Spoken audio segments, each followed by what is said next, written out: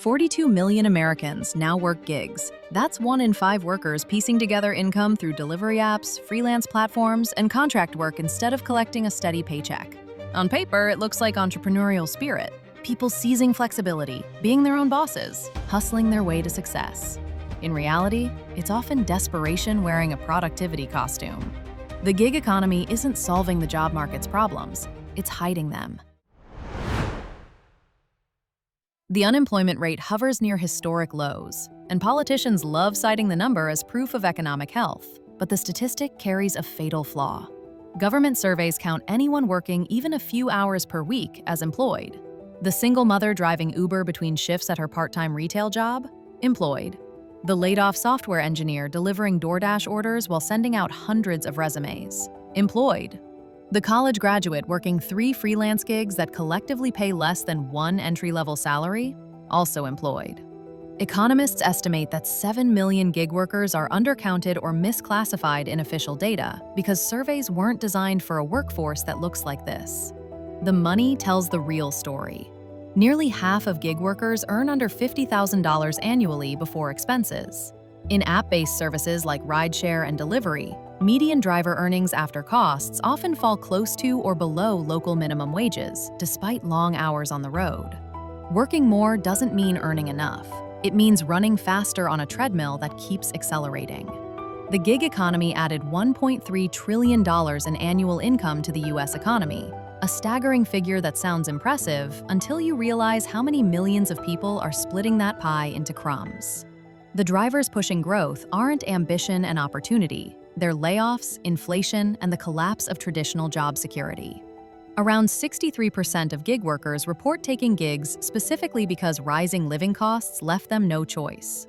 Corporate restructuring eliminated their positions. Stable full-time work with benefits became harder to find. Digital platforms made it easy to start earning something immediately, even if that something barely covers gas and groceries.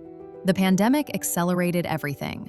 Remote work expanded, flexibility became normalized, and suddenly the gig economy absorbed millions of displaced workers who needed income yesterday. Rideshare tells the story in miniature. During their expansion phase, Uber and Lyft paid for growth rather than profitability, attracting both riders with low fares and drivers with the promise of decent earnings. Now the math has shifted. More drivers compete for the same rides. High-value trips haven't grown at the same rate as driver supply. Average hourly earnings have declined even as drivers spend more time logged in and waiting. The platform succeeded by creating a surplus of workers desperate enough to accept shrinking returns. Freelance marketplaces follow the same pattern. Upwork, Fiverr, and remote contract platforms saw participation surge over the past decade. A small elite of high-skilled freelancers, designers, developers, consultants, earn robust incomes. The vast middle tier struggles with inconsistent demand, race to the bottom pricing, and clients who know they can always find someone cheaper. The economy has more people working, but fewer people building stable economic footing. Wharton labor researcher Lindsay Cameron captured the dynamic precisely. People don't take gig jobs because they're attractive. They take them because they're the best option available. That distinction changes everything about how we interpret gig participation. This isn't empowerment, it's necessity wearing a mask. The macroeconomic consequences ripple outward in ways that affect everyone. When stable paychecks convert to irregular gig income, household purchasing power weakens. Lower purchasing power means fewer restaurant orders, less retail spending, reduced demand for services, less money circulating through the broader economy. If the people working gigs can't afford the services those platforms provide, the platforms eventually lose customers. A delivery driver who can't afford to order delivery, a rideshare worker who can't afford rides. The system feeds on the desperation it creates while slowly starving itself. China offers a preview of where this leads. Over 200 million people there now engage in gig work, representing enormous portions of the urban workforce. Youth unemployment in large cities reached 20% or higher for people under 24. Numbers so troubling, the government stopped publishing them. In some urban centers, large groups of delivery riders wait for hours to secure a single order. Too many workers chasing too little demand. That's what a gig economy looks like when it becomes saturated rather than healthy. Even if you've never opened a gig app, this matters. A labor market that appears strong on paper while hiding underemployment and weak incomes distorts policy decisions, investment strategies, and our collective understanding of economic health.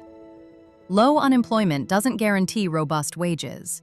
High participation doesn't mean security. A job only counts as meaningful if it provides stability, not just survival. The gig economy has grown by absorbing workers pushed out of traditional employment, but the work itself hasn't expanded to meet them. More workers enter, competition intensifies, pay erodes, and fewer people can afford to spend on the services that keep the whole machine running. What looks like flexibility on the surface masks constant instability underneath. Irregular income, zero benefits, and endless competition against everyone else who's equally desperate.